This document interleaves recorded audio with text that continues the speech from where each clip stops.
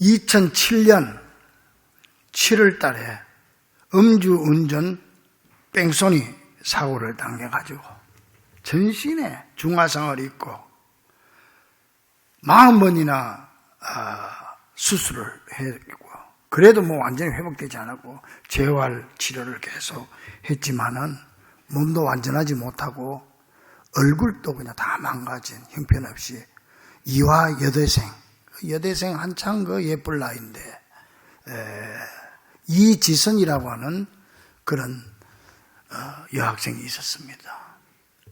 지금 사진 나오는데 저렇게 얼굴이 다 망가졌습니다.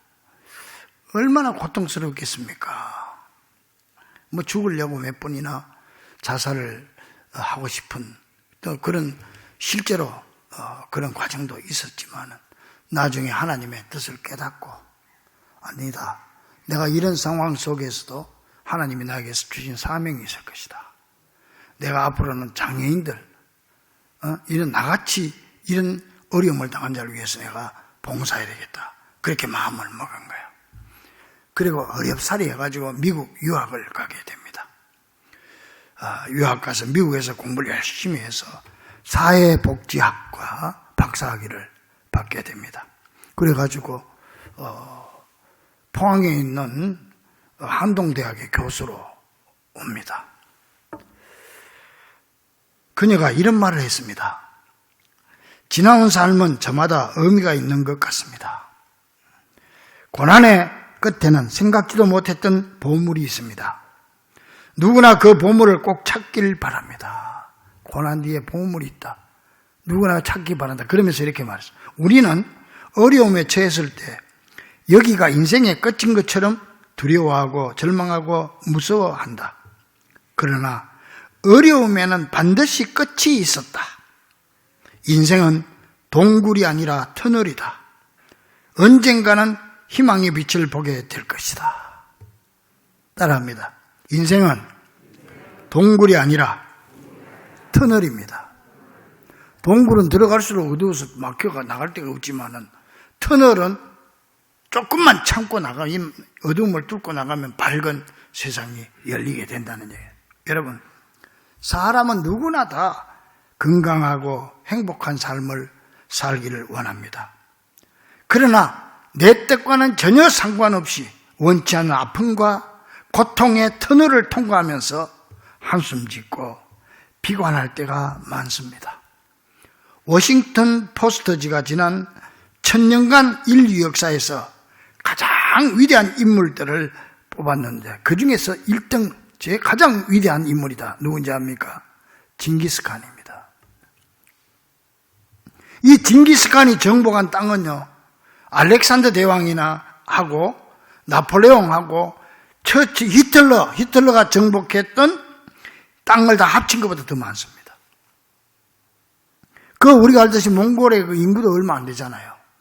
근데 그렇게 많은 땅을 정복, 그래서 역사적으로 지난 1000년간 가장 위대한 인물이 징기스칸이다. 그렇게 발표를 했습니다. 근데 그 징기스칸이 이런 말을 했어요.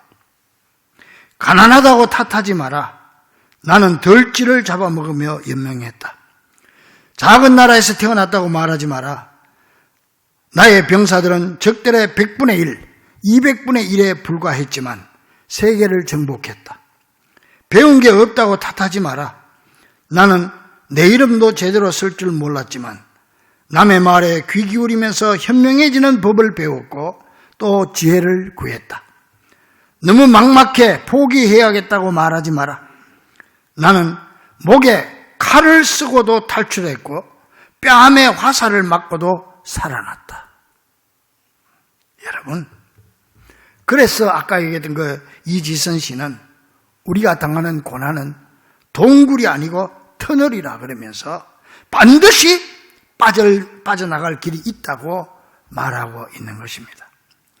정용철님의 내 등의 짐이라고 하는 글이 아주 인상적입니다. 그는 이렇게 글을 썼습니다. 내 등에 짐이 없었다면 나는 세상을 바로 살지 못했을 것입니다. 내 등에 있는 짐 때문에 늘 조심하면서 바르고 성실하게 살아왔습니다. 이제 보니 내 등의 짐은 나를 바르게 살도록 한 고귀한 선물이었습니다. 물살이 센 냇물을 건널 때는 등에 짐이 있어야 물에 휩쓸리지 않고, 화물차가 언덕을 오를 때는 짐을 실어야 헛바퀴가 돌지 않듯이 내 등에 짐이 나를 불의와 안일의 물결에 휩쓸리지 않게 했으며 삶의 고개 하나하나를 잘 넘게 해 주었습니다. 어때요? 여러분, 때로는 내 등에 있는 짐이 크고 무겁게 느껴지지만 돌이켜 생각해 보면 그 고난의 짐이 우리의 인격과 믿음을 연단시켜 주고 앞으로 달려가게 하는 힘이 되기 때문에 그는 나의 등에 지어진 고난의 짐이 내 인생의 고귀한 선물이었다. 그렇게 고백을 하는 것입니다. 그래서 로마서에도 성경에도 5장 3절 이하에 보니까 우리가 환난 중에도 즐거워한다. 왜? 이는 환난이 인내를 낳고 인내가 연단을 낳고 연단이 소망을 이루기 때문이다. 할렐루야. 우리가 오늘 본 본문 말씀은 인생의 완전 끝자락 같은 죽을 지경에 놓인 한 사람이 하나님을 바라보고 믿음으로 기도함으로 새롭게 살아난 기적의 모습이 나오는데, 이 사람이 바로 성경의 수많은 사람 중에 가장 힘이 센 남자 삼손입니다. 여러분, 이 성경의 시대를 구분하면요, 창세기는 창조 시대잖아요. 창조 시대. 그리고 이제 아브라함을 불러내서 구속 역사가 시작이 되는데, 이때부터 족장 시대가 시작해요. 족장 시대. 부족 국가였단 말이에요. 아브라함 때부터 쭉 해서 모세, 요수아까지가 족장 시대입니다. 그래, 족장 시대 지나면은 사사 시대가 시작이 되는 거예요. 이 사사 시대에는 13명의 사사가 나오는데, 이 사사는 지금으로 말하면 재판장, 대법원 재판장도 되고 왕도 되고 뭐 선지자도 되고 그런 사람이에요. 그 분명한 어떤 직분은 없지만 그런 일을 감당해서 나라가 위기를 당할 때마다 하나님이 사사를 세워주는 거야. 그러면 이 사람이 20년, 30년 그 나라 위기를 극복하고 사라지는 거예요. 그럼 또 이따가 또 나라가 위기에 당할 때 하나님 또 다른 사사를 보내주는 거예요. 그럼 이 사람이 그 위기를 극복하고 또 사라지는 거예요. 그래서 이 사사시대 13명의 사사가 등장하게 됩니다. 그 왕도 없고 뭐 지도자가 없지요. 그러다가 이제 사사시대 끝나면은 왕정시대로 들어가는 겁니다. 마지막 사사가 누구냐면 사무엘입니다. 이 사무엘 시대의 백성들이, 아니 사무엘님, 선지자님, 우리 주변 나라들 다 보니까 왕이 있는데, 왕이 통치를 하는데 우리는 왕이 없지 않습니까? 그러니까 우리나라에도 왕을 세워주세요. 막 데모를 하는 거예요. 우리도 왕이 있어야 됩니다. 그러더니 하나님이 참 그 모습을 보고 왕을 세워주긴 세워주는데 굉장히 섭섭했어요. 왜 그러냐? 지금까지 이스라엘의 왕은 하나님이 왕이야. 하나님이 왕인데 다른 왕을 세워달라고 하니까 섭섭하잖아요. 여러분이 저보고 용인중부교회 당회장을 딴 사람 세워달라고 데모하면 내가 섭섭하지. 내가 당회장이 있는데. 그 하나님이 굉장히 섭섭했어요. 그래도 사랑이 많으신 하나님은 그들의 그 외침을 들어가지고 사사를 이제 사사시대 끝내고 왕을 세워주는데 그 초대 왕이 사울 왕이죠. 사울, 다윗, 솔로몬 이렇게 해서 나와. 이게 왕정시대라고 합니다. 왕정시대. 자, 우리 여기서 볼 때 우리 모습도 그렇지 않나 싶어요.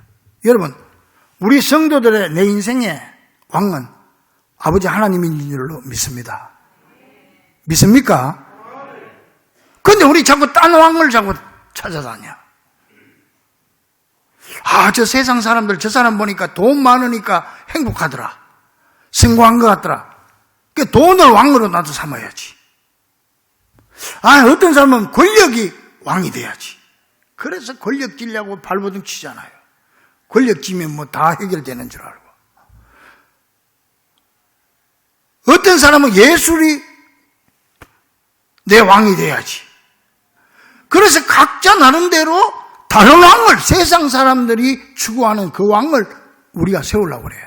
그럼 우리가 그 이스라엘 백성들하고 똑같은 거 아닙니까? 그럼 하나님이 굉장히 섭섭하게 생각하죠. 야, 내가 너 왕인데, 내가 너 인생의 주인인데, 네가 왜 자꾸 딴 왕을 세워달라고 하냐? 그래서 하나님께서는 섭섭했지만은 그 백성들의 원을 들어서 좋다 그러면 왕을 세우라. 그래가 사울을 세워준 거예요. 근데 오늘 본문에 나오는 삼손, 이 사람은 사사기 때문에 사사시대, 그러니까 족장시대하고 왕정시대 사이에 사사시대 한 300~400년 요 시대의 인물입니다.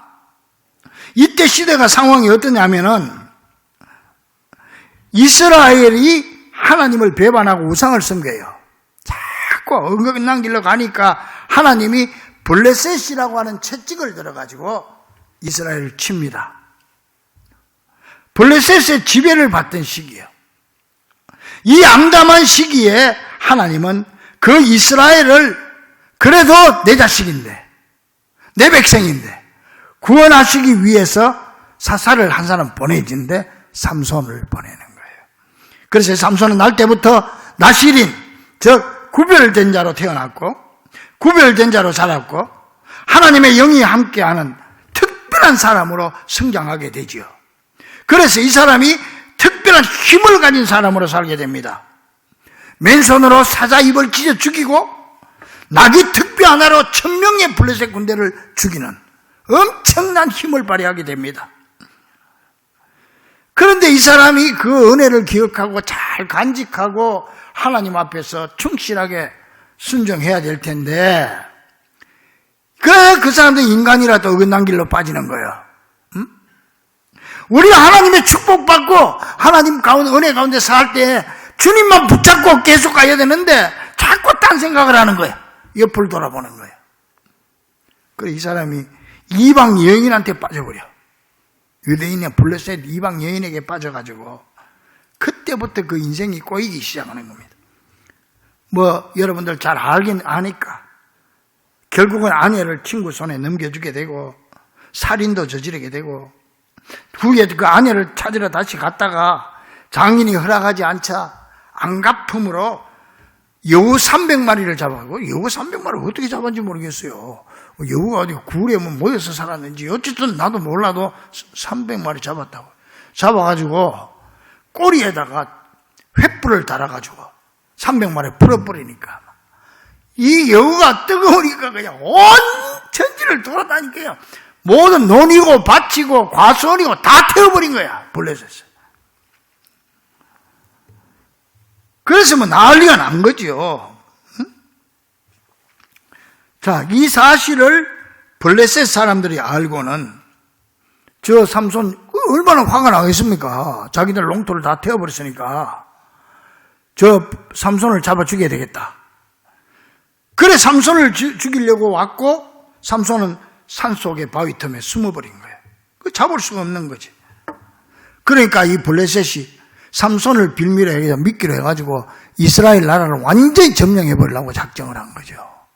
그러니까 이 유대 민족들이 생각해 보니까 야 이래다가 저 삼손 한 사람 때문에 우리 다 죽게 생겼다 이거. 어?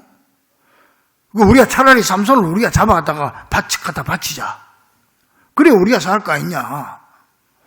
그래가지고 이 유대인들이 3000명 군대를 동원해가지고 삼손을 붙잡습니다.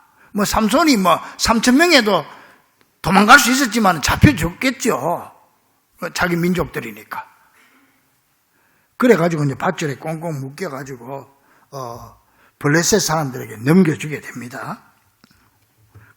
삼손은 꼼짝없이 죽을 수밖에 없는 절체절명의 위기에 처하게 되었지만 아직도 그 속에 하나님의 성령님이 계셨기 때문에 블레셋에 끌려가가지고 블레셋 사람들의 손에 넘어갔을 때 이래 보니까 다 떨어져 버린 거예요. 무엇이냐 성경에 보면은 불에 탄 삼줄처럼 떨어졌다. 여러분, 삼배 조각으로, 삼배를 가지고 끈을 만들어가지고 맸는데, 이 삼배가 불에 타버리면은 제가대가 줄 흘러버리잖아. 그런 식으로 밧줄을 끊어버렸다. 그리고 곁에 있던 나귀 특뼈가, 여러분, 지금도 저 몽골 같은 데 가보면요, 들판이나 저 깊이 길가에도 보면은 소가 죽어가지고 그대로 소뼈가 그대로 있고, 양이 죽어가지고 양뼈가 그대로 있는 데가 있어요. 지금도. 그러니까 그때 이 나귀 특뼈가 옆에 있었던가 봐. 그러니까 끊어버리고 나귀 특뼈 잡고 블레셋 군대를 치는데 나귀 특뼈 하나로 1000명을 죽여버리는 거예요. 블레셋 군대를. 그래서 그곳을 라맛 레히라, 그 이름을 붙입니다. 이게 뭐냐? 특별의 산이다. 요새는 지역마다 다 이름이 있지만 그때는 지역이 이름이 없는 데도 많았어요, 옛날에. 그러니까 자기 이름 붙이고 특별의 산이다. 자, 그러나 이 승리의 기쁨도 잠깐, 삼손은 심히 목이 말라 1000명을 쳐 죽였으니 얼마나 목이 마르겠어. 물도 없고 완전히 그냥 가래에서 죽을 지경까지 이르렀다. 자, 여기서 우리는 삼손의 또 다른 위기 상황을 보게 됩니다.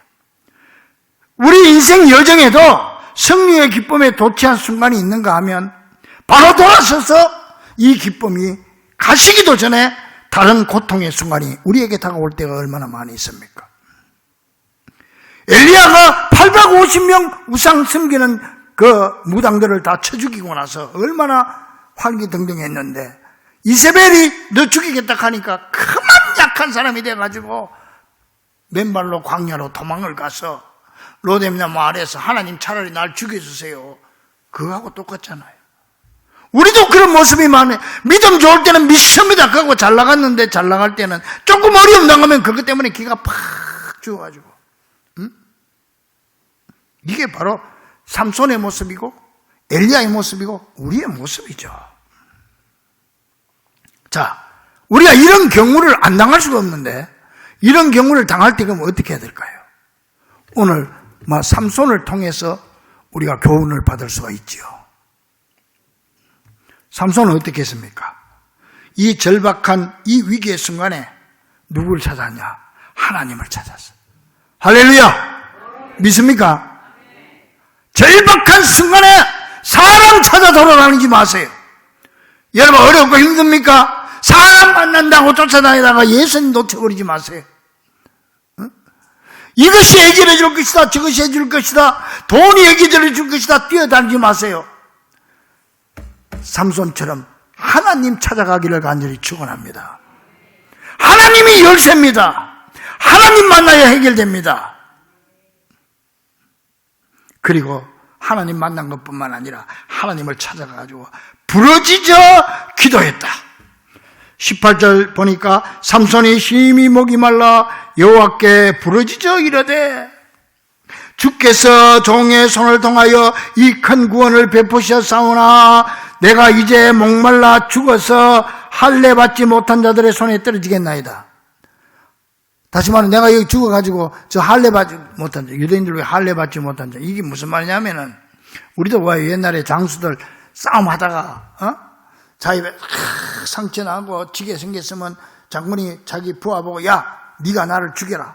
내가 저 오랑캐들 손에 죽겠냐? 차라리 너 손에 죽지, 이 말이야. 할례 받지 못한 자들의 손에 죽게 생겼습니다.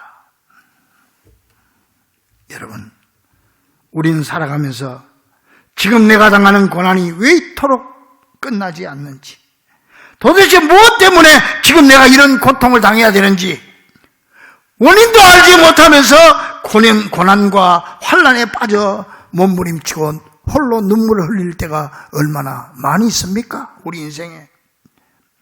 이럴 때 우리는 삼손처럼 주님을 만나고 주님 앞에 엎드려서 부르짖어 기도해야 되는 것입니다.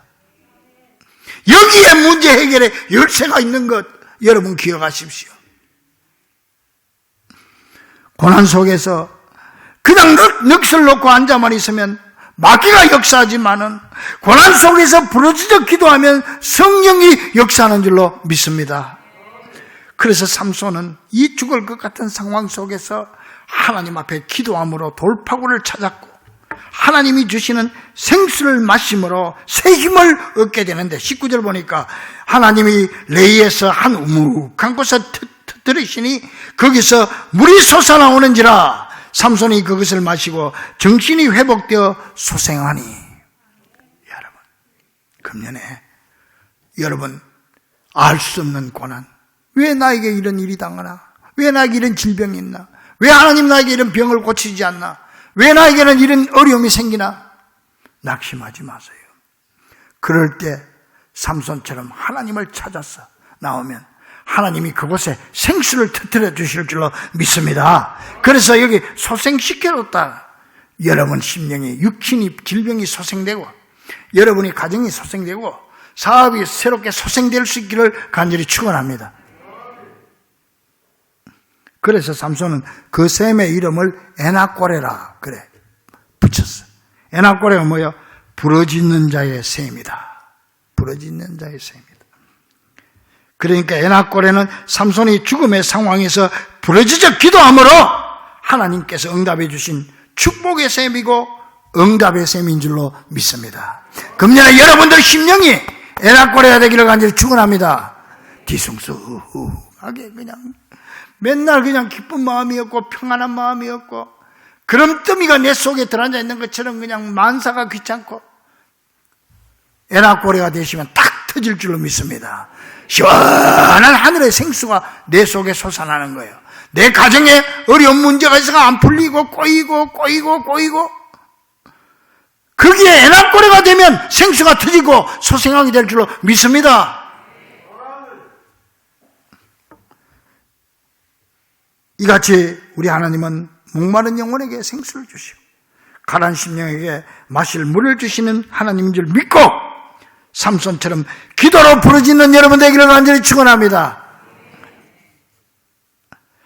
제가 지난주에 본 책 중에 우리 집사님 한 분이 책을 몇 권 갖다 준 그 중에서 보니까 지성에서 영성으로 가는 책이 있어. 그것도 뭐 꽤 한 300~400페이지 되는 책인데 그거 지금 다 봤어요. 그 보니까 그게 누가 썼느냐 하면 여러분 한국의 지성 그러면 이어령 박사잖아. 이어령 박사가 쓴 책이에요. 여러분 그 북콘에 있으니까 그 책 좀 갖다 보세요. 이어령 박사가 원래 예수 안 믿었어. 이 사람이 무신론자예요. 그래서 강사로 강의하러 다니면서도 하나님 없다고 맨날 얘기하고 다니던 사람인데 그 딸이 아주 믿음이 좋더구만. 딸이 미국 가서 법 박사가 되고 검사도 하고 이랬는데 그 딸이 병이 들어서 암병이 걸린 거야. 죽게 생겼는데. 근데 딸이 믿음이 너무 좋아요. 그래서 그냥 하나님만 믿고 나가는 거야. 붙잡고 나가고 그냥 목사님 말이라면 그냥 죽으라면 죽는 신용이라도 내는 거야. 철저하게. 이 사람은. 특별히 그 주의 종을 잘 섬겼더구만. 보니까. 주의 종을 잘 섬기고 사랑해야 은혜가 됩니다. 여러분 믿습니까? 은혜 받는 최고의 비결은 목사 사랑하는 겁니다. 목사 미워하는 마음이 생기면은 천사가 설교를 해도 은혜 못 받아요. 예수님이 설교해도 은혜 못 받았잖아요. 바리새인들은. 그랬는데 기도해가 이 사람이 이걸 고칩니다. 병원에서 손든 걸 하나님이 고쳐주십니다. 할렐루야. 이런 체험을 좀 하세요. 그 하나님이 지금 그분의 하나님이 우리 하나님인 줄로 믿습니다. 하나님은 어제나 오늘이나 영원토록 동일하신 줄로 믿습니다. 그런데 이게 또 몇 년 있다가 또 재발했어. 재발한 게 아니라 이때 이제 어떻게 이게 암세포가 눈 쪽으로 어떻게 갔는지 눈이 안 보이기 시작. 눈을 대도 안 보이고 그 병원에 갔더니 이제 끝났다. 눈에 뭐 쓰겠어요. 무슨 세포가 어떻게 다 죽어가지고, 이제는 안 됩니다. 이제는 그렇게 아셔야 됩니다. 미국 의사들이 손을 다 들어버린 거야. 이때 이어령 박사가 그 딸네 집에 가면 기가 막히잖아. 그 젊은 딸이, 애도 있는데, 그래도 이 딸은 그냥 낙심을 안 하고 하나님 믿고 열심히 매달리는 거야. 부르짖는데, 그 이혜령 박사가 도저히 안 된다고 그러니까 우리 한국 가서 한번 해보자. 그러면서 같이 하고, 그러면서 이혜령 박사가 거기서 교회를 따라가게 됩니다. 그 죽어가는 딸이 그래 소원이라는데 안 따라가주겠어 그래. 가가지고 거기서 무릎 꿇고 자기 눈물이 나서 그래 기도를 하게 돼. 자기도 하나님을 영접하게 되는 거지. 그리고는 같이 딸하고 한국 나와가지고 불러가지고 한국 의사한테 다시 진찰을 받아보는데 결과가 며칠 있다가 나왔는데 이상하다는 거예요. 한 번 더 검사 받아야 되겠다는 거예요. 그러니까 이분들은 아이고 이제 다시 이제 안 된다고 얘기하는가 보다고 낙심하고 또 갔더니 또 검사를 하더니 의사들이 깜짝 놀라는 거예요. 이런 일은 처음이라는 거예요. 모든 암세포가 깨끗하게 없어졌습니다. 할렐루야. 그 이혜령 박사가 쓴 책에 나온 거 이게. 그 사람 거짓말을 쓴 거 아니에요. 그래서 의사들도 깜짝 놀라는 거야. 그 지금 눈 잘 보여서 미국에서 일하고 있었다. 이혜령 박사도 그래서 그 다음에 이혜령 박사도 무슨 병이 암병이 있었는데 그것도 고침받고 믿음으로. 그래서 이혜령 박사가 이제는 전국을 다니면서 간증하고 다니고 그러다가 얼마 전에 돌아가셨잖아요. 여러분 금년에 이런 하나님을 체험하기를 간절히 축원합니다. 바로 그 자리가 에나꼬레입니다. 사랑하는 성도 여러분, 모세도 광야에서 물이 없을 때 백성들이 돌로 쳐 죽이려고 할 때 하나님 앞에 기도하고 부르짖었더니 바위에서 생수가 터져나오도록 해주지 않습니까? 문제 해결의 열쇠가 바로 여기 있는 줄로 믿습니다. 한숨 대신 기도요, 불평과 원망 대신 부르짖음이 열쇠가 되는 줄 믿으시기 바랍니다. 그래서 오늘 말씀 보니까 우리가 반드시 깨달아야 할 것은 성공이든 실패든 하나님의 계획은 아직 끝나지 않았다. 믿습니까?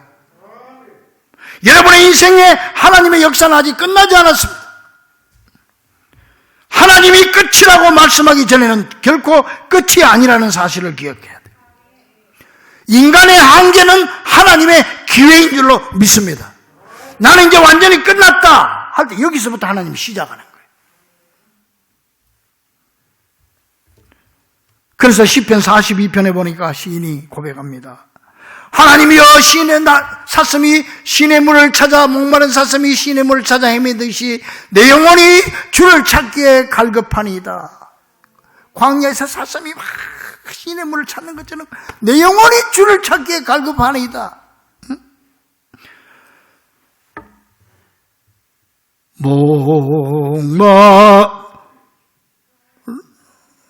할렐루야. 목마른 사슴 신의 물을 찾아 헤매이듯이 내 영혼 주를 찾기에 갈급하나이다. 주님만이 나의 힘, 나의 방패, 나의 참소망, 나의 몸 정성 다 바쳐서 주님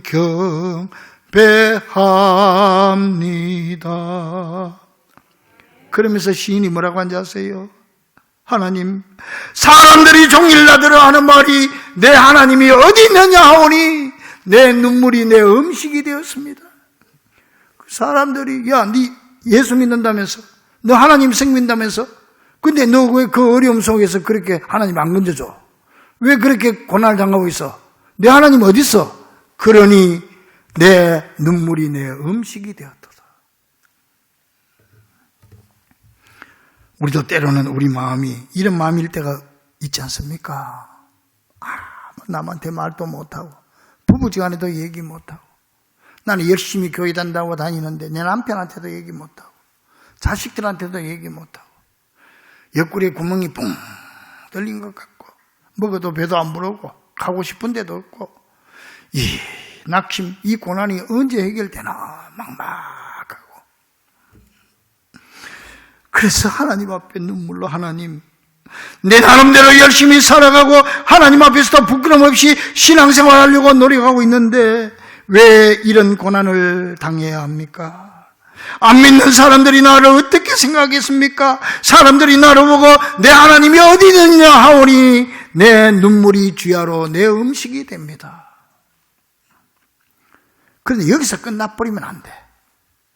시인은 시편 보면은 한탄으로 끝나지 않고 다시 정신을 차리고 한탄하고 한숨 짓고 눈물로 지새우던 자신을 꾸짖습니다.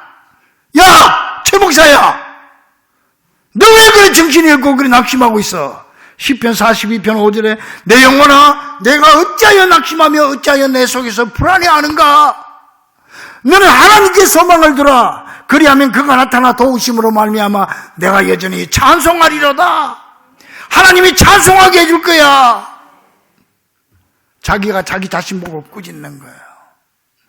내 영혼아 내가 어찌하여 낙심하고 어찌하여 내 속에서 불안해하노? 너 하나님 잊어버렸나? 하나님께 소망을 둬라. 그리하면 그가 나타나 도우심으로 내가 여전히 찬송하리로다. 이게요 시편 42편 5절에도 집에 가서 읽어봐요. 그 우리 홈페이지 들어가면 설교 나오니까 좀 제발 좀 읽어보고 또 들어보고 그러세요. 시편 42편 5절에도 있고 11절에도 있고 43편 5절에도 있고 계속해서 나오는. 왜 그랬을까요? 우리가 하나님 믿습니다 해도 그때는 믿음이 돌아서면은 아이고 안 그래도 그렇지 또 이런 생각이 나는 거예요. 그러니까 또 그렇게 고백하는 거야. 내 영혼아 내가 어찌 낙심하여 어찌 내서 불안해하노? 믿습니다 했는데 또 조금 있으니까 또 아이고 안만 그래도 그렇지 이런 생각이 나니까 또 하는 거야. 또 내 영혼아 내가 어째 한마디 글자도 안 틀리고 그대로 나옵니다. 계속 거듭해서 자꾸만 약해지는 자신의 마음을 다잡는 게 아니겠습니까? 사랑하는 여러분, 오늘 우리 이 점을 본받으시기 바랍니다. 슬플 때는 울 수도 있고요, 힘들 때는 한숨 지을 수 있어요. 그러나 그것으로 끝나면 안 됩니다. 우리도 이 시인처럼 마음을 고쳐먹고 스스로 가슴을 치면서 내 영혼아 내가 어찌하여 낙심하며 어찌하여 내 속에서 불안해하는가? 너는 하나님께 소망을 두라. 그가 나타나 도와주심으로 네가 오히려 하나님을 찬송하게 될 것이야. 아직 상황은 그대로 있지만은 믿음으로 내가 내 자신을 꾸짖으면서 따라합니다. 하나님의 도우심으로 말미암아 내가 찬송하리로다. 할렐루야. 악한 사탄 마귀는 항상 우리에게 낙심과 절망을 안겨주려 합니다. 이 마귀의 술수에 넘어가지 마십시오. 마귀의 종로로 하지 말고 기도와 말씀으로 이기는 성도들이 되시기 바랍니다. 사랑 우리 주무가족들이여, 고난은 동물이 아니고 터널입니다. 따라서 백성들의 배신 앞에서 기도한 모세처럼, 엘리야의 눈물처럼, 또 부르짖는 시인의 자기 자신을 책망한 것처럼 우리도 오직 하나님께만 소망을 두고 하나님을 의지함으로 삼손이 부르짖어 거기에서 생수가 터진 것처럼 여러분의 심령과 여러분의 가정과 직장 사업이 금년에 반드시 애낙고래가 되어서 하나님의 축복과 응답의 샘이 솟아오르는 귀한 우리 성도들 되기를 주의 이름으로 간절히 축원합니다. 기도하겠습니다.